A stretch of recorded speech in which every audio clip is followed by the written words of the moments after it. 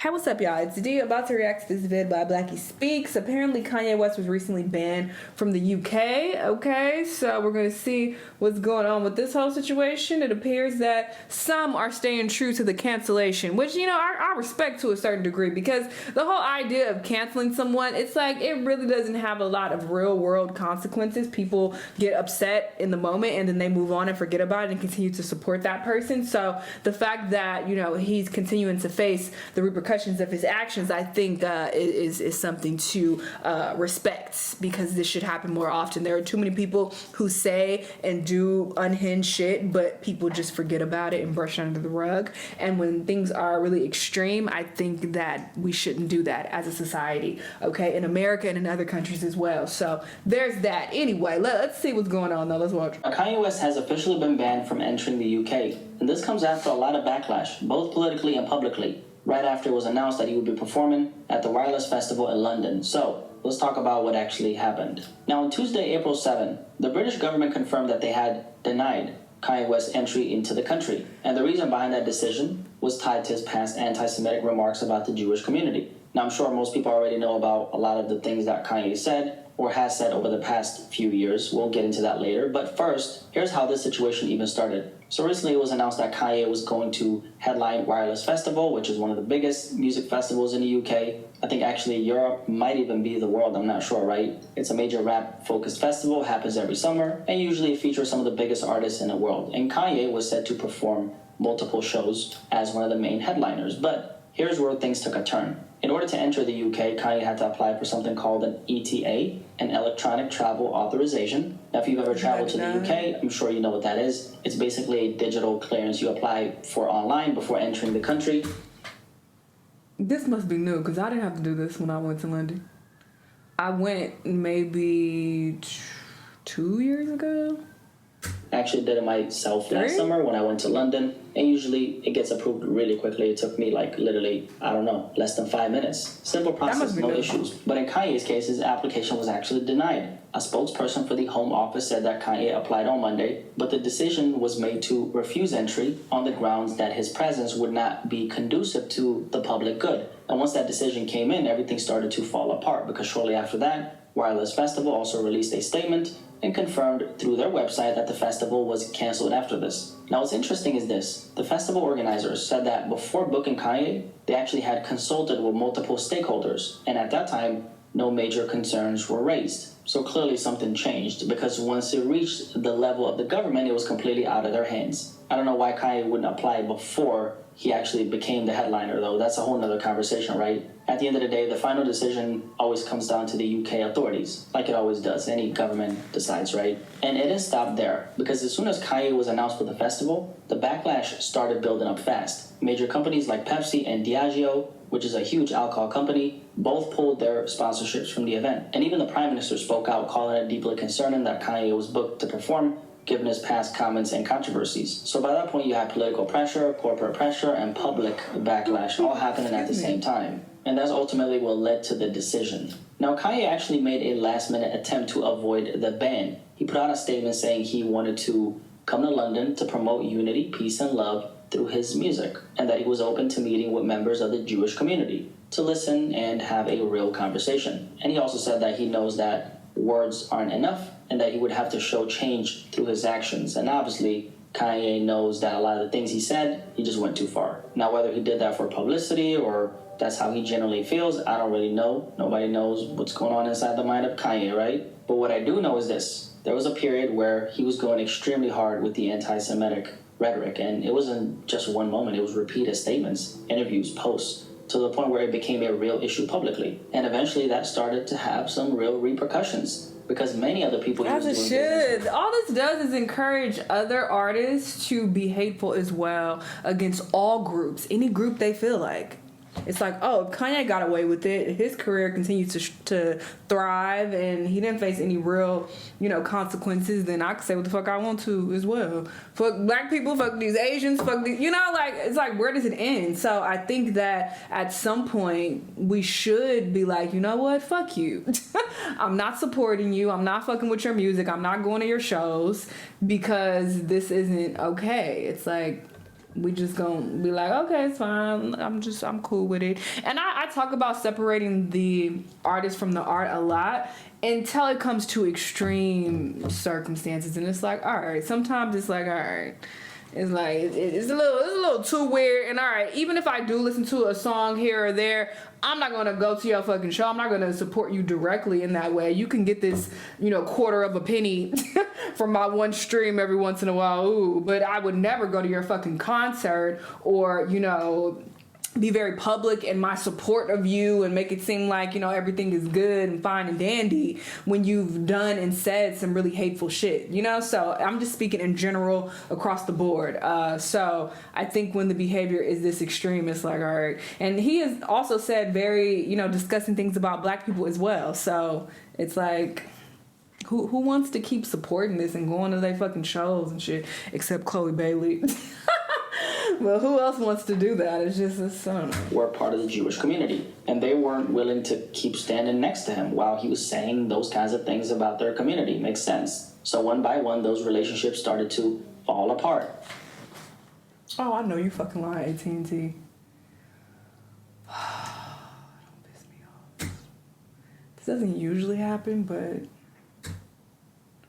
Situation. I guess in his mind, he probably thought he could say all that and nothing would really happen. Or maybe he just didn't expect the consequences to hit that hard. Because it's one thing to go viral, it's another thing to start losing real money, real partnerships, real opportunities. They say if you want to get back at somebody, hit them where it hurts. The pockets. Mm-hmm. Okay, and that's basically what happened with Kanye. Now, what makes the situation even more interesting is that despite everything that happened, Kanye never really disappeared. Because at the end of the day, he's still Kanye West. And even after all the backlash, the lost deals, the public outrage, he still managed to stay relevant.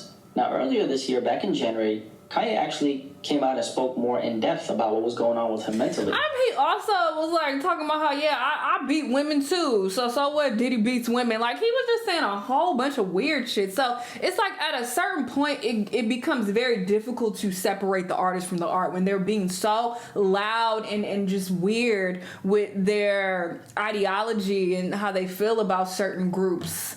It's just like, I don't really want to, listen to this or fuck with you like that at all. During that period where he made those anti-Semitic comments, in that statement he made back in January, he made it... Let's be clear. Usually I don't care. I don't say I don't care, but I usually am just like, whatever consequences they're going to face, they're going to face. I'm going to just listen to the music, and if I like it, I'm going to listen to it.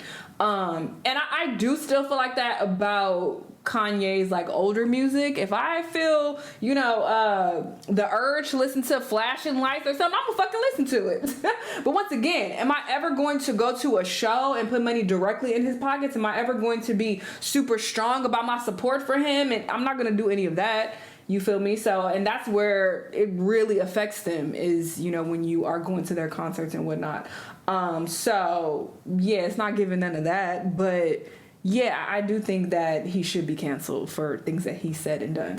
Very clear. He said, "I'm not a Nazi or an anti-Semite. I love Jewish people." He also wrote a letter titled "To Those I've Heard," where he tried to explain his behavior. And according to Kanye, a lot of what happened during that time was tied to his bipolar disorder, specifically bipolar type 1. He explained that during maniac episodes, he would lose touch with reality and started acting in ways that were impulsive, reckless, and in his own words, sometimes it felt like an out of... But see, I don't like when people use this excuse because... And obviously it's not an excuse if you have a mental disease. It's not an excuse per se, but it comes across as such when you are not taking the steps to get better and to heal. Okay, you got all this money, but what are we doing? You're not taking your meds. You're not, actively trying to be in a better mental state. Like, what are we talking about? So I don't think he can keep using that as a cop-out because at a certain point, it's like, all right, well, what do you plan to do about it? There are a lot of, well-functioning people who are bipolar. Like, hello. Are you not trying to get better? Like, what's up? Body experience. Reminds me of that clip of Quando Rondo. It's like I had an out-of-body experience. He even said that during those moments, he was drawn toward extreme and destructive ideas, including using symbols like the swastika, which he later said he deeply regretted. Now, one thing he also brought up was that he believes all this traces back to a car accident he had back in 2002. Most hip-hop fans know about this, right? At the time, most of the focus was on his physical injuries, like his jaw being wired shut, which is what, of course, led to the classic record, Through the Wire. But according to him, he believes there was a deeper brain injury that wasn't properly diagnosed until years later. He claims that medical oversight played a role in his mental health struggles, and that he was eventually diagnosed with bipolar disorder in 2016. And he also revealed that in early 2025, he went through a 4-month manic episode, where his behavior became, in his words, psychotic, paranoid, and impulsive. He said that period basically destroyed his life, or actually he said parts of his life, and even led to suicidal thoughts. And according to him, it was his wife, Bianca Sensori, who encouraged him to actually get help and start taking things seriously. Now, he also spoke about how his actions affected people around him, especially his family. He admitted that the people closest to him had to deal with fear, confusion, and seeing him act in ways that didn't even feel like him. And I remember that's exactly what Kim Kardashian said some time back, but a lot of people didn't believe her. He also apologized to the black community for past comments and actions, saying that he let people down. And he made it clear that while his mental health explains some of his behavior, it does not excuse it. He said he's now focused on treatment, therapy, better habits, and trying to move forward in a more positive way. And he ended that statement by saying he's not asking for sympathy or a free pass, but that he hopes to earn forgiveness over time. But now this UK ban becomes another repercussion in that process. For anyone who doesn't know, Kanye has a lot of business relationships in places like the UK, and there's no better way to build or repair those connections than being there in person, meeting people, shaking hands, kissing babies, whatever, right? Having real conversations. And now he won't be able to do that. I think it's fair to say he probably regrets how far things went, at least as far as the backlash that he got in terms of, the money in, right? There's actually a quote from Ayn Rand that says, we can ignore reality, or you can ignore reality, but you cannot ignore the consequences of ignoring reality. And in this situation, this is a perfect example of that. Because no matter how powerful you think you are, no matter how big your platform is, no matter if you think you're above consequences, there's always a reaction to your actions. And words are actions. Don't get it twisted. I think a lot of people in this internet era kind of fall into this illusion that you can just say anything and nothing will come from it. Hello. And technically, yeah, you can say whatever you want. I'm here talking freely right now, just like everybody else, and I'm not holding back on what I want to say. But one of the things that I do know is that there's no such thing as freedom from consequences. Your words are one thing, but what comes after those words, that's the part you do not control. And I guess the best way to move is just moving genuine, not forcing things, not trying to be provocative for any type of attention, just moving with a certain level of awareness and realness and purity, in my opinion. But at the same time, even if you do that, you could still get a negative reaction from it, right? I just think that most times when you move like that, the other way, right, you stay away from a lot of unnecessary situations. And this whole story right here, in my opinion, is bigger than just Kanye getting banned from the UK, because yeah, his situation is public, it's documented, but this same pattern exists in everyday life. It may not look as extreme, it may not be as overt, as obvious, or be in the headlines, but it's the same type of idea. A lot of people today, especially in this internet era, have fallen into this illusion that you can just say anything and it doesn't really matter. And that mindset has a lot of people perpetually stuck. I agree. There are consequences to your actions, consequences to things that you say, especially when you're a huge, public figure like Kanye. But yeah, I guess he banned. We'll see what happens. Maybe they'll unban him. Maybe, this will get brushed over and swept under the rug and people will go back to loving and supporting him like nothing happened, because that's what people tend to do. But whatever. Do y'all, I guess. Anyway, let me know what y'all think though, and I'll see y'all on the next one. Bye!